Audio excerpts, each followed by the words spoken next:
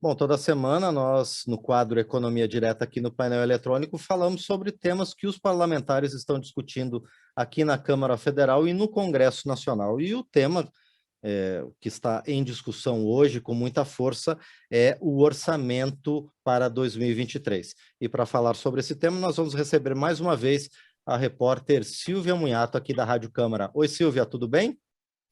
Bom dia, Márcia, tudo ótimo.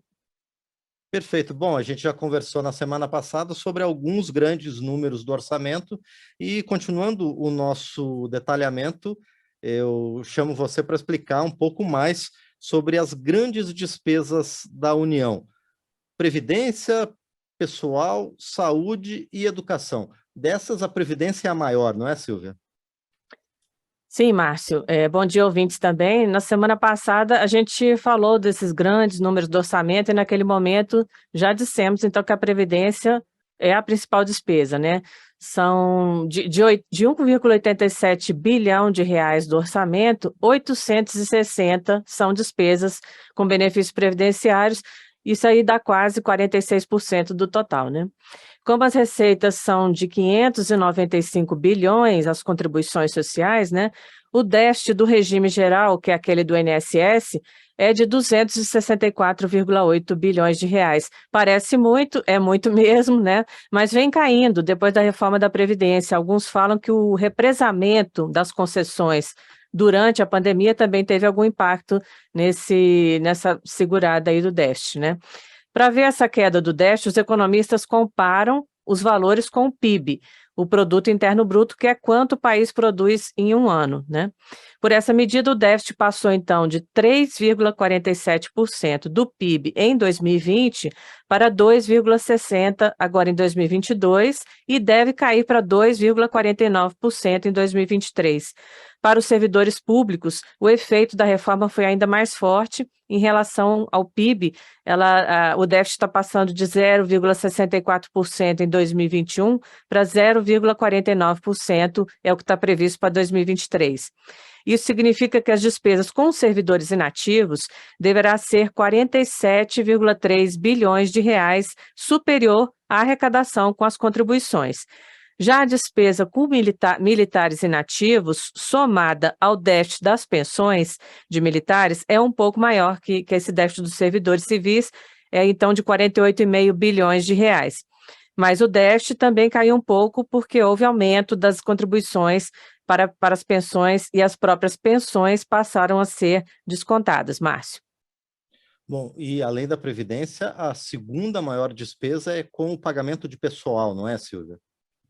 Sim, a despesa com o pessoal deve atingir 395,8 bilhões em 2023. Apesar de alta, essa despesa também vem caindo em relação ao PIB, está bem abaixo dos limites da Lei de Responsabilidade Fiscal. Na lei existe um limite de 50% da receita líquida para as despesas com pessoal, esse seria o teto para as despesas com pessoal, lá fixado na lei, lá atrás, né? Agora, para 2023, esse total está em apenas 32,05%. Todos os poderes estão abaixo dos seus limites na lei, né? O Poder Legislativo tem um limite de 2,5% da receita e ele está, então, com menos de 1%. Já o Judiciário tem um limite de 6% e tem pouco mais da metade disso, Márcio.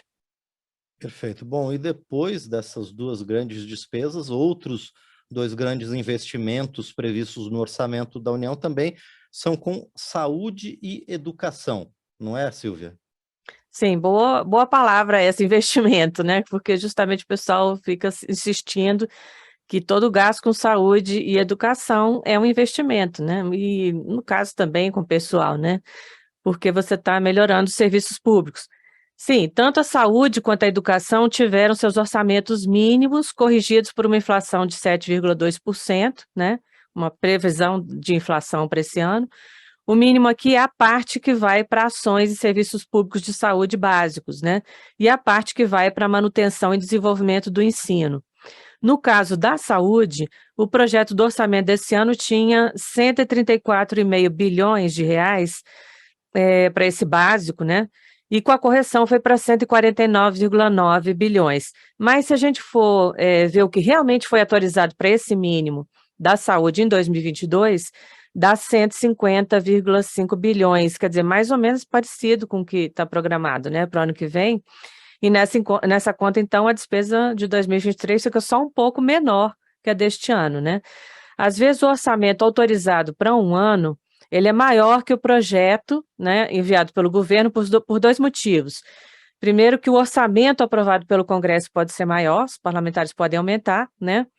E segundo, que ao longo do ano vão sendo aprovados créditos extraordinários.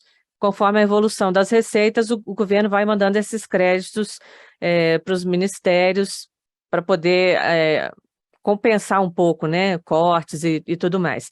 No caso da educação, o mínimo calculado é de 67,3 bilhões de reais, mas a previsão para 2023 é de 86,6 bilhões. Essa diferença é grande, né, mas ela não significa necessariamente mais recursos no caso dos programas do Ministério da Educação. Por quê? É que foi aprovada uma emenda constitucional, a 108, que elevou os recursos do Fundeb, o Fundo de Manutenção da Educação Básica, né? E o que é o Fundeb? Bom, vale lembrar agora aqui que a União geralmente é responsável pelo ensino superior e estados e municípios pelo ensino fundamental e médio, né? E o Fundeb, então, é um complemento da União para os estados e municípios, né, para os fundos estaduais e municipais, e o total vai subir de 10%, de acordo com essa emenda, do bolo total desse fundo, para 23% até 2026, isso vai ser gradual. Então, ano que vem já tem um aumento, né? Ocorre que, de acordo com o estudo das consultorias de orçamento da Câmara e do Senado, a emenda constitucional, ela tirou essa complementação do teto de gastos justamente para que os recursos não tivessem que ser reduzidos em outros programas. Quer dizer, criou um espaço fiscal. Você podia aumentar o Fundeb sem cortar os outros, porque ele não está no teto de gastos, né? Só que isso acabou não acontecendo, né? De acordo com o estudo das consultorias, seria possível gastar mais sem ferir as regras, embora isso aumente a dívida pública, é claro, né? Já que o orçamento já tem despesas maiores que as receitas. Mas o que então aconteceu no caso da educação? Os cortes acabaram acontecendo em alguns lugares, né? O Programa de Educação Básica de Qualidade, por exemplo, ele perdeu cerca de R$ 1 bilhão. Ao explicar os principais pontos do orçamento de 2023, os técnicos do governo afirmaram que este é mesmo um dos orçamentos mais apertados dos últimos anos, né?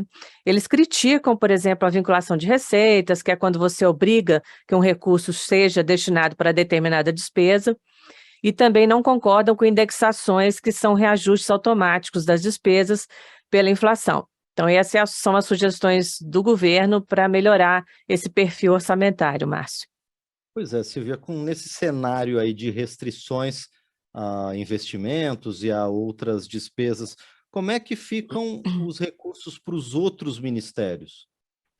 Pois é, o próprio governo diz que o total que os ministérios têm este ano para gastar com a manutenção da máquina e investimentos é de apenas 6,3% do total da despesa. Isso não inclui pessoal, é lógico, né, que é um gasto obrigatório. Aqui nós estamos falando só das despesas discricionárias, que seriam aquelas que, em tese, poderiam ser cortadas, mas que também é muito difícil. Esse total já foi superior a 20% até 2015, mas mas isso vem caindo. Os investimentos, por exemplo, estão estimados em apenas 22,4 bilhões de reais, uma queda de 50% em relação ao que está autorizado para esse ano. Mas aqui vale dizer que o cenário deve mudar um pouco com os parlamentares, que vão alocar emendas ao orçamento e aumentar os gastos em alguns ministérios e os investimentos. As consultorias de orçamento da Câmara e do Senado publicaram uma tabela comparando as despesas discricionárias previstas para 2023 com as autorizadas para esse ano, em termos de função orçamentária. Então, a tabela ela inclui funções de outros poderes, como a função legislativa, a judiciária, que são as únicas nessa tabela que registram aumento, embora os valores sejam muito baixos em relação às demais funções, né? Por exemplo, a função legislativa tem um aumento de 18,3%, mas o aumento é de 400 milhões de reais. Em termos orçamentários é pouco, né? Para se ter uma ideia, a saúde, que teve a maior redução de 70,5%, perde 24,3 bilhões de reais. No ranking das despesas discricionárias, a função saúde fica abaixo das despesas discricionárias das Forças Armadas, por exemplo, que terão 11,5 bilhões. Em seguida, no executivo, vem a área de transportes, mas também com corte de 17,5%. Esses cortes, novamente, devem ser reduzidos após a alocação das emendas, né, parlamentares e do relator do orçamento. Este ano, as emendas do relator do orçamento, elas estão em 19,4 bilhões de reais. Esse valor é o mesmo, por exemplo, previsto para as despesas discricionárias do Ministério da Educação em 2023, que está em primeiro lugar nessa tabela. Márcio. Muito bem, esses foram os grandes números apresentados pela repórter Silvia Munhato do orçamento para 2023, dentro da série que a gente está apresentando em Economia Direta, destrinchando, né, a peça orçamentária para o ano que vem. Silvia, eu agradeço a você por enquanto e a gente conversa novamente na próxima semana, tá? Obrigado, Silvia. Obrigada, Márcia, e mais uma vez pedindo aos ouvintes, se tiver algum assunto do orçamento que queira ser aprofundado, que queira que seja aprofundado, é só enviar para os nossos canais aí de comunicação da rádio.